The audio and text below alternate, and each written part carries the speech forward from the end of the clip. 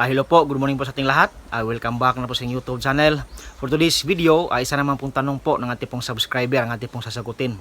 Ito'y tungkol po kung bakit daw isang itlog lang po yung kanyang nakuha habang siya nagkakapon po ng biik.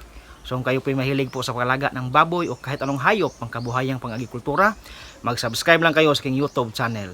Ryan Patinio, Agri Farming, Family and Kitchen Adventures. Ngayong umaga po mga kaibigan, pag-uusapan po natin yung pagkapon ng mga biik at saka yung tanong po natin pong subscriber kung bakit daw isa lang po yung itlog na nakuha habang siya nagkakapon ng biik.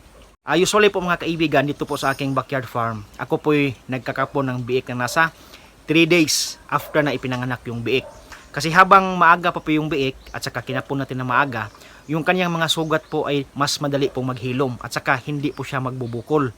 At 3 days po mga kaibigan, pinagsabay ko na po yung iron, vitamins, putol pangil, putol buntot, paglagay ng mga marking, at saka pagkakapon ng biik. So, 6 na procedure lahat ang ating ginagawa doon po sa ating mga biik, doon po sa ikatlong araw. Isahan lang po yung stress na nararamdaman po nating mga alagang biik. Kaya po, atin po yung pinagsabay-sabay lahat mga kaibigan. Ang tanong po nating subscriber ay, bakit daw isa lang po yung itlog na kanyang nakuha habang nagkakapon? Dito sa akin, ako po yung naka-experience ng ganyan na 2 beses po ako naka-experience na ako po yung nagkapon ng biik na isa lang po yung itlog ating nakuha. Usually kaibigan, yung itlog talaga ng baboy na iyan ay 2 po. Yung isa po ay nasa loob na iwan siya nakadikit sa bandang bituka ng ating mga biik. Yung isa lang po ang bumaba o dahan-dahan siyang lumabas dito po sa puwitan ng ating mga alagang baboy. Habang nagde-develop pa yung biik sa loob ng tiyan ng ating inahing baboy, yung itlog po ay normally dahan-dahan po yung lalabas papunta po dito sa bandang puwitan. Pero yung iba po mga kaibigan ay nakadikit siya sa bituka, kaya hindi po siya makababa sa labas. Kaya kapag tayo po ay nagkakapon sa kanila, isa lang po yung nakuha nating itlog. Yung mga biik na ganyan po mga kaibigan ay hindi po yan pwede natin gawing fattening. Kasi kapag sila po ay nasa 2 months pataas, dahan-dahan na po silang mag-mature, lalabas na po yung kanilang mga baho, at saka kapag meron po silang kasabay ng mga babaeng biik sa loob ng kulungan, ito po ay kailan pong binabahan o kailan pong kakastahan. Kapag kayo po ay naka-encounter ng ganyan, normal na po yung may isa lang pong itlog ang nakukuha natin. Pero ang gawin natin yan ay huwag po natin gawing fattening.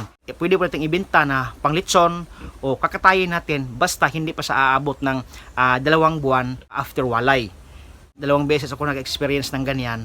Ang ginawa ko po ay kinatay ko po yung biik at saka hinanap po namin sa loob ng kanyang tiyan, doon po sa kanyang bituka, kung saan ba nakadikit yung itlog. So nakita po namin yung isang itlog po ay nakadikit po doon po sa bituka ng ating biik. O kaya hindi po siya nakuha habang kinakapon natin sa biik pa lang siya. Ang tawag po dyan mga kaibigan ay cryptorchid, o isa lang po yung itlog na lumabas pero yung isa ay naiwan doon po sa loob ng bituka ng ating mga alagang biik. Mga biik na ganyan po mga kaibigan ay bininta lang po namin na for litson purposes lang po. So, yung mga ganyan po mga kaibigan ay normal lang po yan natin pong ma-encounter sa atin pong mga biik. So yan po ating vlog ngayon. Sana naman po ako nakapagbigay sa inyo ng konting kalaman po kung bakit po isa lang po yung itlog na nakukuha habang tayo po yung nagkapon ng biik. Hanggang dito na po at maraming salamat po sa inyong panonood.